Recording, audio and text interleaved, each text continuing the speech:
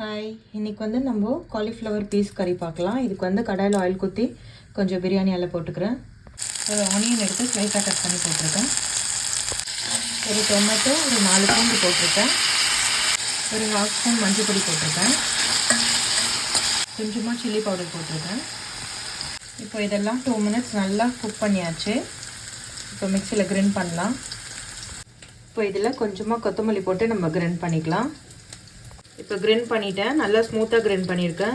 இப்போ கடாயில் ஆயில் ஊற்றி 1 ஸ்பூன் ஜீரகம் போட்டிருக்கேன். 1 ஸ்பூன் மஞ்சள் பொடி, 1 ஸ்பூன் சில்லி பவுடர் அந்த எண்ணெயிலே போட்டிருக்கேன். ஸ்பூன் தனியாத்தூள் போட்டிருக்கேன். ஸோ இப்போ இந்த அரைச்சதை போட்டேன். 1 ஸ்பூன் சால்ட் போட்டுக்கிறேன். 1/2 டம்ளர் வாட்டர் ஊற்றிருக்கேன்.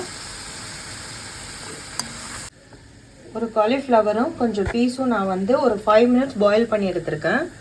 இப்போ இந்த கிரேவியில் போட்டுடலாம். போட்டு நம்ம மிக்ஸ் பண்ணிக்கலாம். இன்னும் ஒரு 5 மினிட்ஸ் சிம்மில் வச்சு நல்லா கொதிக்கிட்டோம். நான் காட்டுறேன். ஸோ இப்போ ரெடி ஆகிடுச்சு. நான் பிளேட்டிங் பண்ணிவிட்டு காட்டுறேன். காலிஃப்ளவர் பீஸ் கறி ரெடி. நீங்கள் சப்பாத்தியோட, பூரியோட, ரைஸோட ட்ரை பண்ணலாம். சூப்பராக இருக்கும். Thank you so much.